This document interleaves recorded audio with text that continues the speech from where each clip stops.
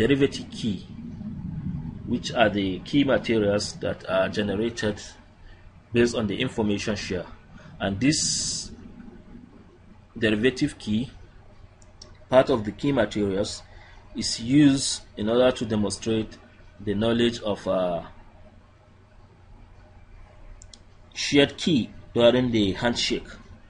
So it's a kind of response that if you really to know that by the relay nodes communicate with either one of the relay nodes or with the clients, to know that okay, this really is coming from that particular client and it has not been intercepted along the line.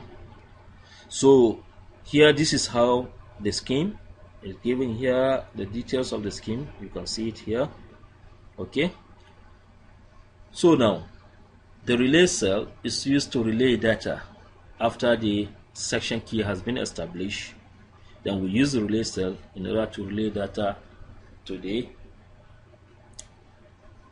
server. In this case, the other server. Okay, it has command relay and some unencrypted part of the payload, which are used normally for control the cell.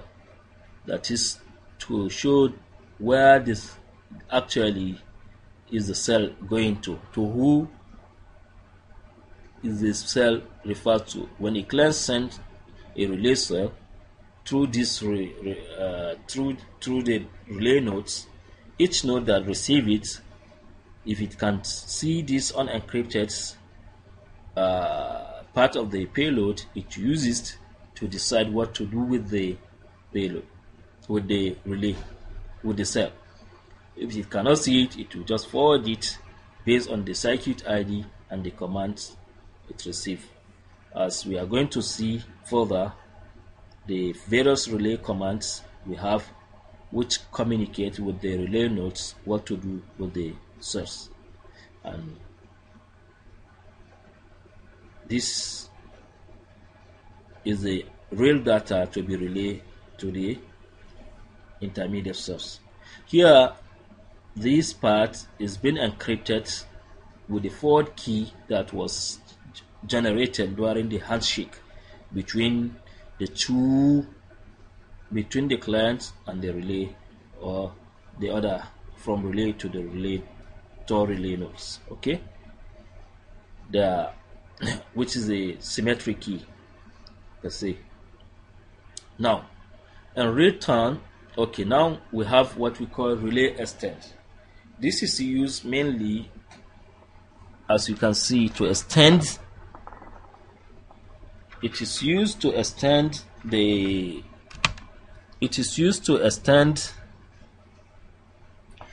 circuit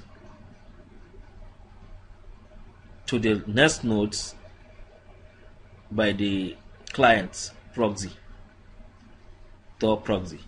It uses a relay cell in order to give command to one of the relay nodes to extend the circuit to the next nodes. Here it has a command relay, just like the relay cell. Of course, it is a relay cell. Then the command here, relay command that it uses here, is relay extend. And the rest of the command, you can see, this is a typical handshake request data payloads, which we discussed earlier on, that is used for create cell and how it is being encrypted, as we discussed earlier on. Then this will be encrypted with the forward key of the, depending on the layer it forms. So this is how the name Onion came into be, because this is a level of layer of encryption, and it could be 1 or 2, depending on the, or 3, depending on the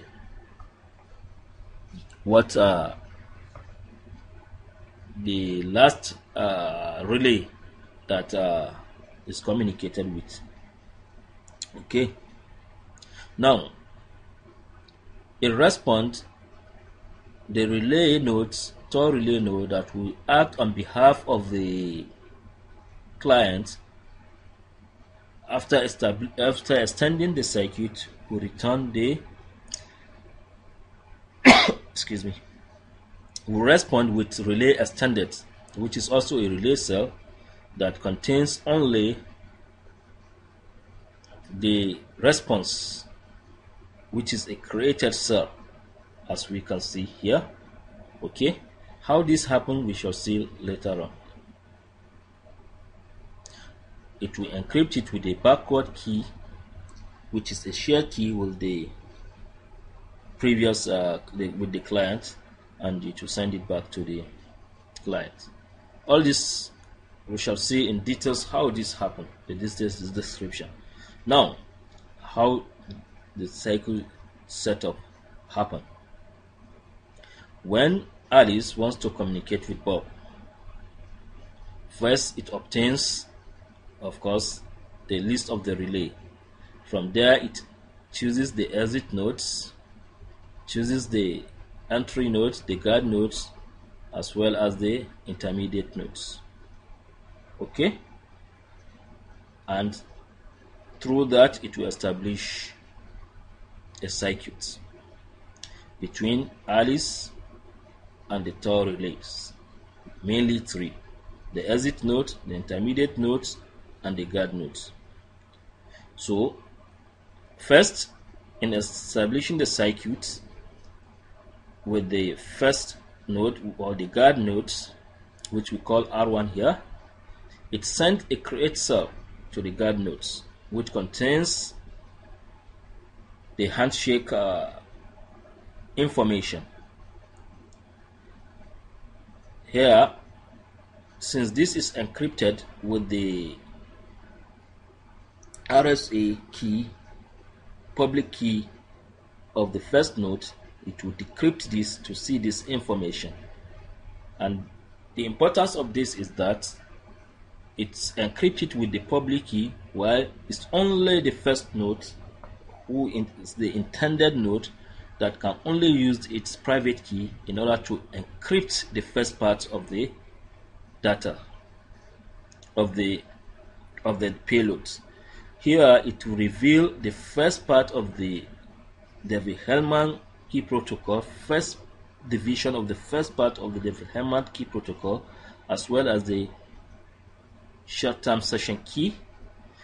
It uses this short-term session key in order to decrypt, which is a symmetric key now, to decrypt the second part of the second division of the first part of the Devil-Hellman key protocol. Combine these together in order to form the first part of the Devil-Hellman protocol. Then it will generate its own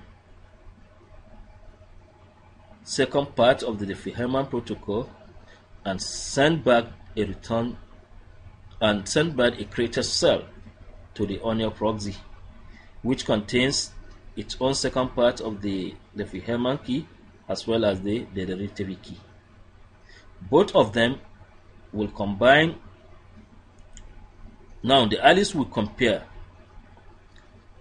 the KH with the one it's computed to see if they are the same. Then it's sure that this is a response from the first node and the circuit establishment is completed. And now both of them have a session key. Now, in order to extend this circuit to the next node, Alice sent a relay extent encrypted with the shared key that is generated during the handshake.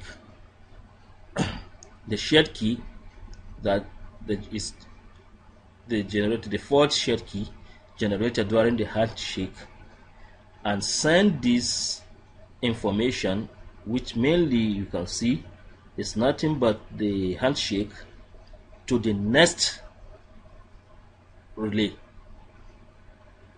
Tor relay. Okay, Now, on receiving this, the first relay will use its own forward key, share with the Alice, and decrypt the first layer. This reveals the unencrypted control payloads, which says relay extend. So this will know that, okay, this cells is to be used to extend the circuit to the next relay on the path. Okay, it uses this information. Normally when they recognize it's greater than 0, then it means process the cell contents. Okay, now it uses the address, the port address, and the IP version 5, in order to know where to route these cells to. What it will extract the onion skin, which is the create cell, create information. Then it will generate a create cell, put it inside, and send it based on the address to the next node. On receiving it, the next node will use its own private key, RSA private key, to decrypt the handshake request. After seeing this, it will use the symmetric key to decrypt the second division of the first part of the Diffie-Hellman key protocol. Now combining the first and second to form the first part of the Diffie-Hellman, and you can see this is coming directly from Alice, not, of course, not the first relay, but it appears because the first relay cannot read the contents. All it does is just to create a cell, because it notes the command that came to it is a relay cell, a relay extend. So it will create a create cell, extract this content and place it. When it reaches this is the only cell relay node that can decrypt that part and reveal the content, and as well as generate its own created cell. As far as this is concerned, this intermediate node is concerned, the first relay sent a create cell to it, so it will act the same way and send it back to the relay. And because this relay was not the original, even if it created another, it wants to be malicious and created the first part of Diffie-Hellman. Of course, it doesn't know which of the Diffie-Hellman first part was sent to this cell originally, so it's useless for this cell to do that. So what happened is, on reaching here, the first relay, it will extract this contents, the created cell payload contents, and put it on the relay extended, and then channel it back to the original sender, encrypt it with the backward key shared with the Alice, which was generated during the handshake, as we discussed earlier on. Beg your pardon. So it will send it to Alice. Now Alice uses its own shared backward key to decrypt this, so that to reveal the response of the handshake to this particular second node, as well as compare the first 20 bytes of the key material generated, and when they are the same, then the circuit has been extended to R2 and the handshake is completed.